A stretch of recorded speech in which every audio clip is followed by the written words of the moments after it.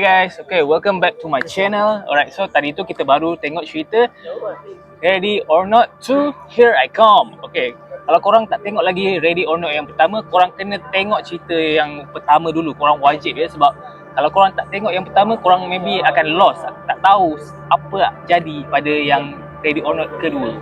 Sebab dia sambungan lah. So kalau korang nak tahu jalan cerita dia macam mana, korang tengoklah yang pertama punya. Boleh je tengok cerita yang kedua terus, sebab yang first tu dia dah explain sikit lah. Dia just tak, sepatutnya dia bagi flashback, tapi dia just terus dia bagi tahu. Dia bagi flashback sikit-sikit lah dalam cerita yang kedua ni. Tapi maybe kalau korang tak tengok langsung yang pertama, korang takkan tahu langsung lah apa yang jadi sebenarnya. Kenapa lah perempuan ni buru oleh orang-orang ni kan, macam tu lah. So aku nak cerita sikit pasal cerita ni. Cerita ni mengisahkan tentang seorang perempuan bernama Grace. Okay, aku cerita daripada yang first dululah. Grace ni dia kahwin dengan seorang lelaki kaya ni, nama dia Alex Lee Domus, tak silap. Pada malam perkahwinan diorang kena main satu game. Game ni Grace ni kena pilih kad. Ada satu kad ni dia kena masuk dalam kotak, dan kotak tu dia akan tulis game apa yang perlu dimain. So Grace ni dapat kad yang boleh dikatakan kad yang malang lah. Kad malang tu ialah permainan hide and seek. Hide and seek ni kena sorok-sorok.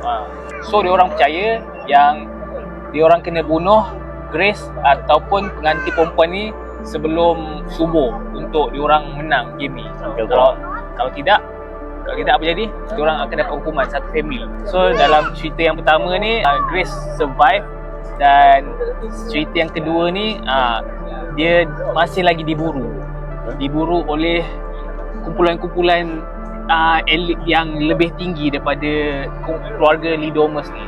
Dan dia ditangkap dengan adik dia lah. Adik dia bernama Faye. So adik dia ni, aku cerita sikit lah, dia dah, silap aku 7 tahun lah. 7 tahun dia tak jumpa kakak dia, dan tiba-tiba dia dijumpa sebab Grace dia save nombor kontak adik dia Faye ni, jadi emergency contact. Dia dihubungi oleh inspektor ni lah, sebab Grace ni ditahan sebab dia syaki membunuh keluarga yang sebelum ni.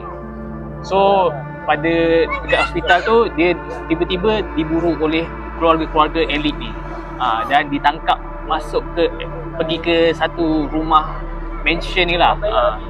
So dekat situlah dia bermulanya game hide and seek yang kedua. So diorang, Grace bersama adik dia Faith, paksa nak selamatkan diri lah daripada diorang ni. Diorang kena lawan, fight for survival.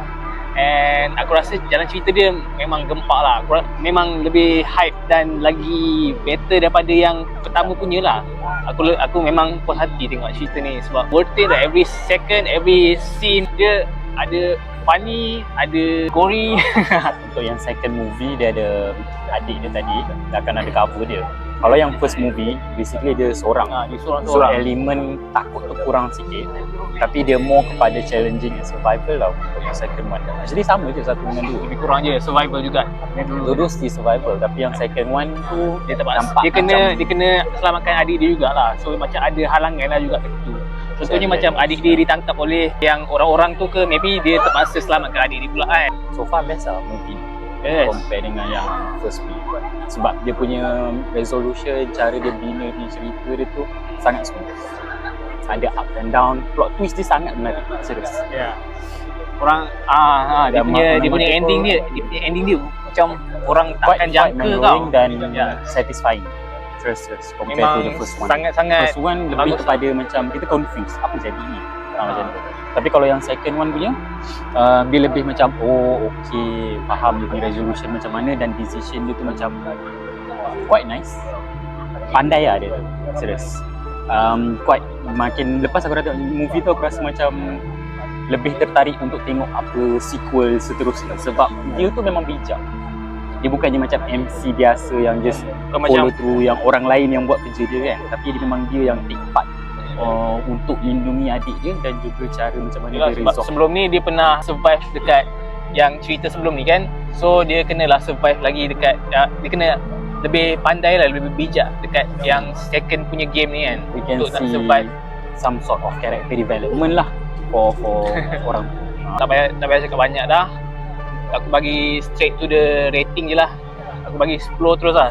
10 out of 10. Cerita dia memang lempak gila. Cerita dia best. Aku bagi 9 per 10. Sebab still ada room for improvement lah sikit-sikit. So far tapi memang best. Alright guys, so itu je lah aku nak cerita pasal Ready or Not 2, Here I Come. So thank you guys so much for watching. Don't forget to subscribe, like this video, follow my IG and TikTok Sensor12. Kita jumpa dalam video akan datang. Bye bye.